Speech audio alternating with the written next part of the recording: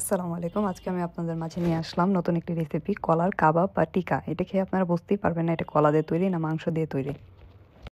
চলুন এবার মেন প্রসেসিংয়ে চলে যাই। আমি এখানে কাঁচা কলা নিয়েছি এবং কলাগুলোকে মাঝে বরাবর টুকরো টুকরো করে নিচ্ছি। এখানে বোটা থেকে কিছুটা অংশ ফেলে দিচ্ছি এবং পেছন থেকেও কিছুটা অংশ ফেলে দিয়ে সবগুলো কলা আমি এভাবেই টুকরো টুকরো করে নিলাম।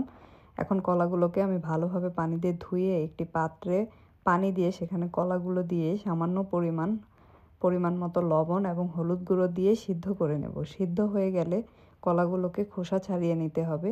দেখতেই পাচ্ছেন আমি কিভাবে খোসা ছাড়িয়ে নিচ্ছি। এই কলার কাবাবটি খেতে এতটাই অসাধারণ ছিল যে আপনারা বানিয়ে না খেলে বুঝতেই পারবেন না। তাই আমি বলবো সবাই একবার হলেও বাসায় বানিয়ে খাবেন। দেখতে দেখতে কলার ছিকড়াগুলো ছেলে নেওয়া হয়ে গেল। এখন কলাগুলোকে ভালোভাবে ম্যাশ করে নিতে হবে। দেখুন আমি ভালো করে ম্যাশ করে নিয়েছি। এখন আমি এখানে দিয়ে দেব হলুদের গুঁড়া, ধনিয়ার গুঁড়া, মরিচের গুঁড়া দিয়ে এগুলোকে ভালোভাবে মিক্স করতে হবে। দিতে হবে সামান্য পরিমাণ স্বাদ মতো লবণ এবং দিয়ে দেব জিরার গুঁড়া।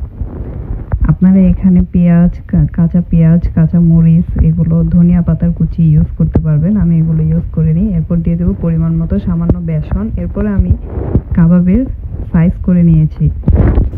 এখন আমি একটি কড়াইতে তেল বসিয়ে তেল গরম করে নিয়ে কাবাবগুলোকে তেলের মধ্যে ভেজে নেব।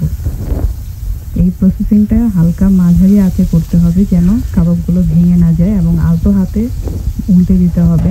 এপিট ওপিট ভালোভাবে ভেজে নিতে হবে লাল করে। দেখুন দেখতেই পাচ্ছেন কিভাবে ভাজা হয়ে যাচ্ছে। দেখতে দেখতে আমার কাবাবগুলো ভাজা হয়ে গেল এবং লাল হয়ে গিয়েছে। এখন আমি এগুলোকে একটি পাত্রে তুলে নেব এবং গরম গরম পরিবেশন করব। আপনারাও বাসায় বানিয়ে খাবেন এবং কমেন্টস করে জানাবেন আপনাদের কেমন লাগলো। এটা খেলে বাচ্চারা বুঝতেই পারবে না এটা কলা দিয়ে তৈরি, মনে হবে মাংসর কাবাব খাচ্ছে।